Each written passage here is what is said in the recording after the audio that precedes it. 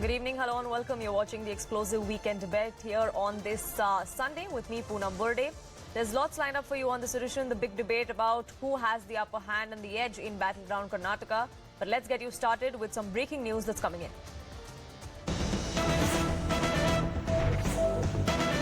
Questions are being raised if Prime Minister Modi's security was breached during his roadshow in Mysuru, which concluded just a few minutes ago. Remember, it was a 4-kilometer long roadshow of the Prime Minister. A video has now emerged where a mobile phone was allegedly thrown towards the Prime Minister during that roadshow. What exactly transpired, what the investigation has revealed so far, we'll try and ascertain and get you more details of that. Akshara, my colleague, joining us to tell us exactly what happened and how the state government and the police is looking at this. Yes, Akshara. Oh, well, you see, right now, as you can see in the visuals, an unknown individual allegedly threw a phone at Prime Minister Narendra Modi during this particular roadshow that was held in Mysuru, and fortunately, it just landed right in front of the vehicle, and it was thrown at a good pace where even the commando there couldn't react to it to stop this particular projectile which is thrown at Prime Minister Narendra Modi. And soon after that, the senior officials have reached the spot and are also speaking and collecting information from the security that was deployed there to get to know where exactly at the spot this particular incident took place, so whether there is an information and whereabouts about the particular individual who allegedly threw the projectile phone. CCTV footage that is available, and they are investigating into the matter, and soon we will get to know the details regarding this issue. Right, the investigation is on. What exactly transpired, all of that will be revealed sooner than later. But for the moment, Akshara, thank you so much for getting us the latest. Well, that was a security breach that came to the fore from Mysuru, but that is not what grabbed headlines today from that poll-bound state.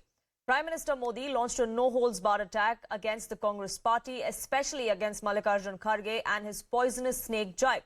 Prime Minister asserted that like a snake adorns Lord Shiva's neck, he was a snake on the neck of godlike citizens. He said the voters will decide whether this comment deserves a vote for the Congress party or not. Prime Minister dubbed the Grand Old Party as an outdated engine. He said it halts developments and gives fake guarantees. It was a speech that went on for several minutes across 3 rallies that the Prime Minister addressed today. Take a look at a glimpse of what exactly his attacks against the Congress party and even the JDS were. चुनाव में कांग्रेस का सबसे बड़ा मुद्दा सांप है। सांप के जहर का है। मेरी तुलना ये लोग सांप से कर रहे हैं और जनता से वोट मांग रहे हैं। लेकिन भाइयों बहनों, सांप तो भगवान शंकर के गले की शोभा है। कांग्रेस की पहचान हमेशा से 85% कमीशन खाने की रही है। कांग्रेस के शासन में उसके सबसे बड़े नेता, कांग्रेस के उस समय के प्रधानमंत्री गर्व से कहते थे कि वो दिल्ली से 1 रुपया भेजते हैं और जमीन पर 15 पैसा पहुंचता है। गरीब के हक का 85 पैसा कांग्रेस का पंजा छीन लेता था। आज भी कांग्रेस के शाही परिवार, उसके करीबी लोग हजारों करोड़ के घोटाले में जमानत पर बाहर है।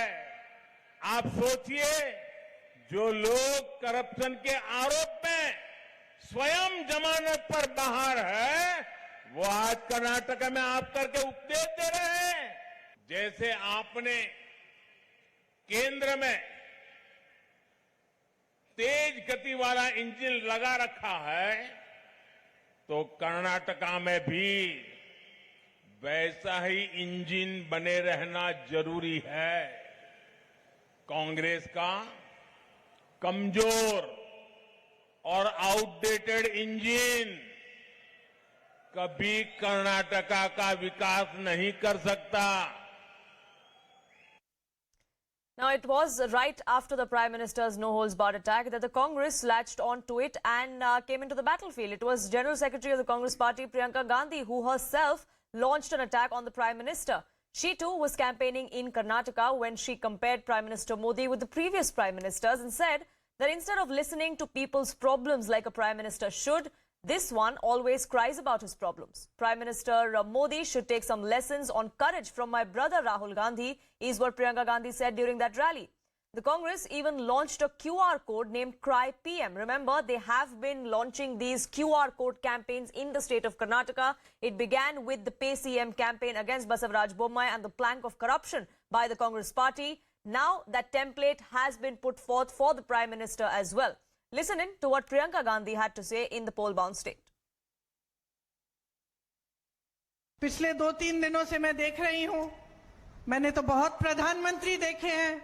इंदिरा जी को देखा, गोली खाई उन्होंने इस देश के लिए। राजीव गांधी को देखा, शहीद हुए इस देश के लिए।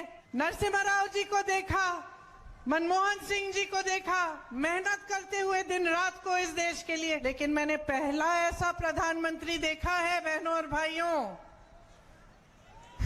पहला देखा है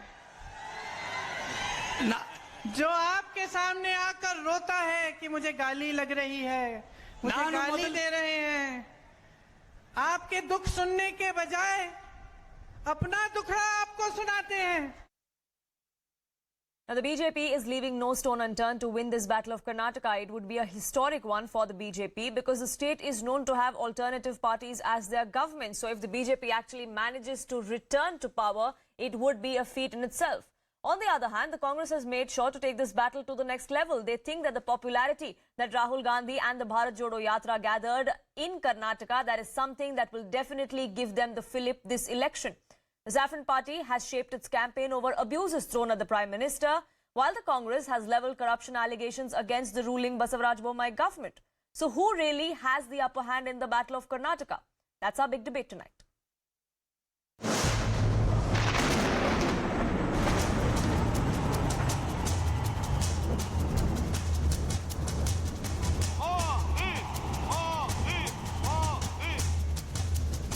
मेरी तुलना ये लोग सांप से कर रहे हैं, लेकिन भाइयों बहनों, सांप तो भगवान शंकर के गले की शोभा है।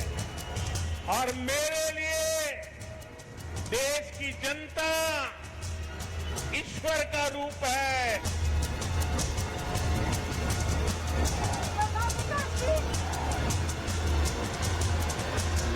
मैंने पहला ऐसा प्रधानमंत्री देखा है बहनों और भाइयों, पहला देखा है ना, जो आपके सामने आकर रोता है कि मुझे गाली लग रही है, मुझे गाली दे रहे हैं। आपके दुख सुनने के बजाय अपना दुखड़ा आपको सुनाते हैं।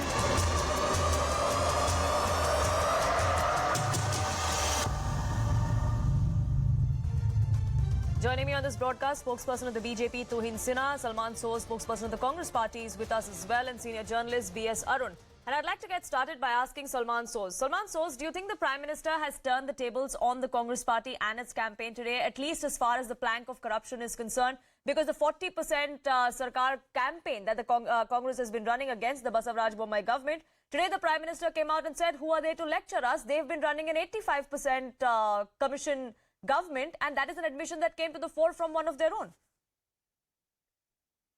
I think the Prime Minister, quite frankly, not just the Prime Minister, the BJP as a whole, especially its Karnataka unit, they're very frustrated because the people of Karnataka have realized that the misgovernance and corruption of the Karnataka government has basically broken all records. So they can see the writing on the wall. Now, the Prime Minister might come to Karnataka and complain to the people of Karnataka and say, Dekho, they're abusing me, they're doing this to me, and all this stuff. And as Priyanka ji said, it really is kind of somewhat amusing that the Prime Minister, who should be going to the people of Karnataka and asking them, what can we do to help? What are the challenges you face?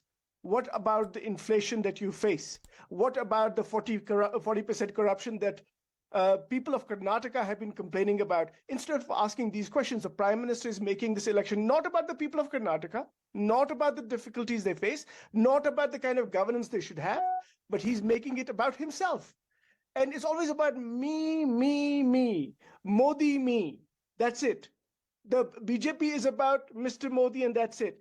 But this election is about the people of Karnataka and the kind of life they want, the kind of government they want, the kind of representatives they want. They don't want representatives who hold revolvers in their hands and have 40 criminal cases against themselves. They don't want a government that has basically more than doubled the debt of the state. They don't want a government that basically failed to deliver on the promise of 2.5 lakh jobs to be created, in this term. Instead, they want a government that created 15 lakh jobs in the 5 years that it was in power, the biggest job creating state according to the Niti Aayog. They want a government that helped Karnataka become the #1 IT export state in the country. Sure. That's the kind of government they want. Sure. So this is just a diversionary tactic and a desperate one at that, Tuhin Sinha, says the Congress party. Now, there are a lot of questions, like Randeep Singh Surjewala also raised on social media today. What about the promises of jobs? Is the Prime Minister justifying corruption when he says, well, you talk about our 40%, but what about your 85%? Is that a tit-for-tat sort of response? Well, good evening, everybody. If the Congress wants to normalize abusive behavior in politics, it's up to them. But a lot of the things which have been raised by Mr. Soos, I can confront him right now. If he follows inflation figures, retail inflation is at an 18-month low right now.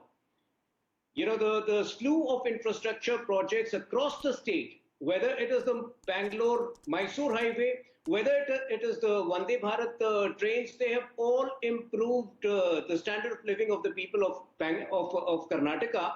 And our social welfare schemes have benefited 80 crore people across the country, and I'm sure 3 to 4 crore people within Karnataka in the last 2 years or last 3 years through the COVID crisis. So what is the Congress really talking about? But yes, from 2007 onwards, the Congress party has made it a habit to abuse the Prime Minister, and it happens at a certain point during the campaign when they realize that the narrative is slipping out of their hands. If you look at it, they have already peaked. They're going down. What are they doing right now? They're making absurd promises of 75% or 80% reservation. They are saying they will remove the anti-conversion law. So all of these show the desperation that Congress is in. And, I think abusive behavior is a part of the narrative. They have been wishing death for the Prime Minister for a long time. And these kind of abuses have often backfired, many would say, Salman Soos, as far as the language that has been used for the Congress party. Every time in an election such language was used, the Congress has had to face a political rout. Dekhiye, listen, Poonamji, I mean, it is, frankly, we cannot take lectures on decent behavior in politics from the most indecent political party in India's history. In fact, frankly, the Prime Minister has been the most abusive Prime Minister that I can think of, and I'm sure you can think of. We know all about the Jersey cow. We know about Congress ki Vidwa. We know about the 50 crore girlfriend remark about my good friend, late Sunanda Pushkar, Dr. Shashi Tharoor's wife. So please, no lectures from the BJP. Everybody knows how abusive and divisive this party has been, how damaging this party has been for the people for this country. So those lectures, not from the BJP, from anybody else, but from the BJP and the Prime Minister. But again, let me just say this. This election is not about the Prime Minister or about Kharge ji or about Rahul ji. This election is about the people of Karnataka. And as our friend from the BJP says, what are the issues? The issues are corruption and misgovernance. The issues are about jobs which are nowhere. He talks about welfare schemes. The Congress party, when it was governing, somebody asked me the other day, what has the Congress party done in its own terms? Why do you keep talking about the BJP? Of course, we talk about the BJP right now because BJP is the governing party. But, when the Congress was in power, I think Karnataka ensured food security for 4 crore individuals through the Anna Bhagya scheme. The Shira Bhagya scheme provided nutritious milk for Karnataka's children 5 days a week. Over 12 lakh pregnant and lactating mothers got nutrition under the Matrupurna scheme. Loan waiver for 22 lakh farmers. That is governance, not divisive politics that BJP engages in, not the kind of abuse that the Prime Minister hurls on his rivals. And now the Prime Minister will go and tell the people of Karnataka, hi, mujhe inhone ye bol diya, they said this to me, and he will cry. But he should hear the cries of the people of Karnataka who are being burdened by this outrageously corrupt government. So, Insana, you wanted to respond, you wanted to get a word in.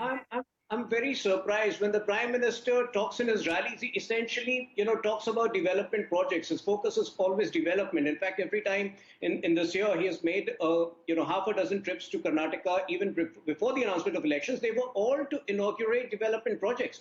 But when the Congress says that, he shouldn't complain about abusive language, is the Congress trying to say it is okay to abuse somebody so venomously, somebody holding a constitutional post, and that to the Prime Minister of the country? I mean, they seem to be fine with Rahul Gandhi facing defamation suits for similar remarks, outrageous remarks. At one point of time, he falsely attributed Chaukidar Chor Hai to the Supreme Court.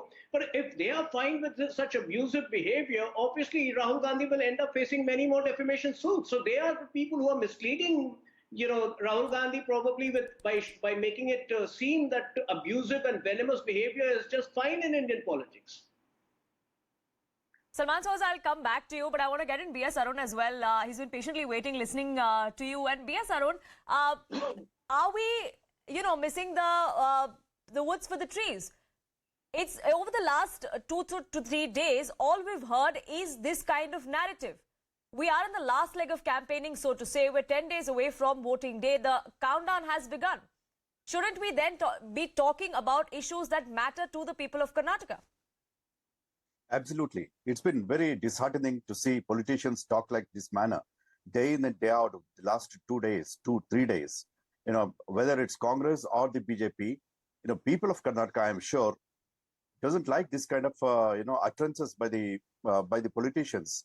The democracy has given us a beautiful platform in which they should raise the issues. They should question the government if it is in the opposition and things like that. Instead, you're talking about snake, Vishakanya and all that. And this is very, very unfortunate. And these are matured politicians having decades of experience with them. And they talk like, children and that too in front of, people who have to vote them. This is very, very unfortunate. And is this the kind of, leaders we want, number one? And is this the kind of, lesson that you are teaching the youngsters to today's and tomorrow's voters? This is, I think, not done, and no politician should be doing this. People who are going to vote tomorrow should be voting on the basis of what they tell them, like policies, the issues, the programs of the government, where they have failed. Point this out. Instead of that, doing this kind of abusive language, hurling abusive languages at others is very, very unfortunate, and this is certainly not done. Sure. And Tuhin Sinha, Mallikarjun Kharge has come out and clarified. He's issued a statement of regret as well. Should we then leave it at that? If we take the comment at face value, then why not take the regret and the apology at face value? Was it the first time that Mallikarjun Kharge ji made us, this kind of a statement? Before the Gujarat elections, he called Prime Minister, he equated him with Ravan. He has, on another occasion, he made a statement that if you vote for BJP, if you give another term to the BJP at the national level, basically you will be strengthening the Sanatan Dharma. This is the language which, so I think, the sad part today is that senior Congress leaders are repeat offenders. This is how they speak about the Prime Minister, the person holding the highest constitutional position in the country. So I think, it's somewhere reeks of a very negative mindset. If you look at it, 2 weeks ago, they wanted to, they approached the elections with a very parochial mindset by making it Amul versus Nandini, when it's a fact that Amul was introduced during the previous tenure of the Congress government 5 years ago. Sure. So time and again, they only have a negative agenda. And like I mentioned, if you notice in the last few days, with the promise of 75-80% reservations, with the promise of removing the anti-conversion law, they have again gone ahead with a very degenerative negative agenda, which is bound to fail. Sure. So, Salman Soz, who really is misleading the voter in Karnataka? Because like the BJP has also been pointing out, the fact that the ceiling has to be raised, like Mr. Siddaramaiah says, of reservations to 75%, it's easier said than done. Much like what the BJP is also facing in terms of a legal hurdle as far as the scrapping of the 4% Muslim quota is concerned. Poonamji, first, the Prime Minister is, I just want to correct my friend from the BJP. The Prime Minister's post is not the highest constitutional post. That would be the President. The Prime Minister is, of course, very important. We must respect the office of the Prime Minister. But we must also not, create the wrong impression. Even though in the BJP, the Prime Minister, Mr. Modi, is everything, but he's not everything. He's not India. He's not the highest person in this country. Now, coming to the issue of the specific issue that you mentioned. First of all, Kharge ji is a very seasoned and respected leader, not just of the Congress party, but of India. So when we talk about Kharge ji, we have to also show respect to who he is and what his services to this country. The other thing is that Kharge ji has already clarified that he was not talking directly about the Prime Minister, but as a representative of a poisonous ideology. Sure. That is destroying this country, that is dividing this country. And he took that ideology on, and he's proud of it, and we are proud of him for doing so. Because this country needs to come together. This country can never be strong if it is divided, and that is the ideology that we want to push for, that we are all in this together. When India is united, India is a powerful country. Now, I understand in the politics, lots of times we say things which, in the heat of the moment, and it happens on all sides. But what are the issues for the people of Karnataka? They have to decide. Sure. Unemployment is rampant. Inflation is very high, even though... Sure, which is why, Salman Soz, I asked you about the specific comment that Siddaramaiah made about the reservation bid, that will increase the limit. Let me just finish my train of thought, then you can ask me about the reservations also. So, lots of things are happening in this country. But in Karnataka, there's corruption, huge corruption, that we need to keep talking about. Why would the Prime Minister demean his office and go and campaign for a person against whom there are 40 criminal complaints, who is basically brandishing a revolver and making a video? Why would the Prime Minister do that? By the way, isn't the Prime Minister's slogan, Beti Bachao, Beti Padhao? It is his slogan. And why is it that Betis in Delhi, those Betis who have won gold medals for India, are crying for justice? And why is the Prime Minister not saying a word about it? Isn't that his slogan? Isn't he for women? Isn't he for those Betis? Fair enough, Salman Soz. Unfortunately, I'm running short of time. But before I go to B.S. Arun, I want to give you 30 seconds to respond to the question I asked you about the reservations. Are you talking to me? Yes, Mr. Soz. Are you talking to me? Is that for me? Salman Soz, can you hear me? We'll try and reconnect that line and get in a word from him about the reservation pitch that has been made. But I want to get in B.S. Arun as well. And the whole corruption plank that the Congress has been making against the BJP and the Basavaraj Bommai government. Today, when the Prime Minister held his roadshow in Mysuru, we had Ishwarappa right next to the Prime Minister.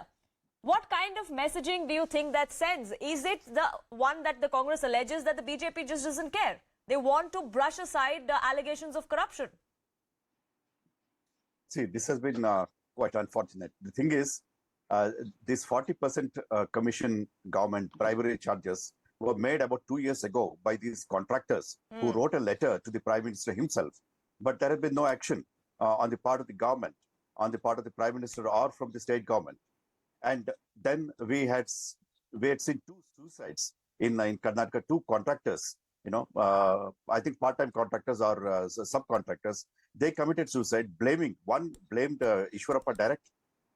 But this was the situation. And then Ishwarappa had to resign. Yes. And then finally, the state police, I think it's the SIT, which gave him clean chit. It's the state police who gave him the clean chit. not the lockouts.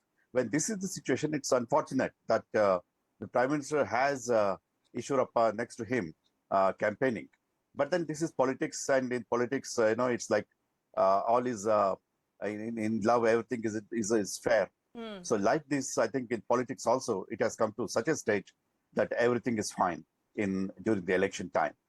And as far as the Prime Minister's statement of 85% corruption, I think if that was so, the Bommai government must have taken action against Siddaramaiah and his government, pointing out what are the scams that have happened during that regime. Yes. But then I have not seen the Bommai government or the Yediyurappa government taking any action against the BJP government. Yes, Whereas so this whose 40% pitch really is the one of a misleading sort of a narrative, or whose pitch is it that really is going to resonate with the voters of Karnataka? We will find out sooner than later. Unfortunately, I'm completely out of time, and I'd like to thank you all, gentlemen, for joining us here on this broadcast. Before we wrap this up, we have a quick breaking news that's now coming in for you, and this is over the film The Kerala Story.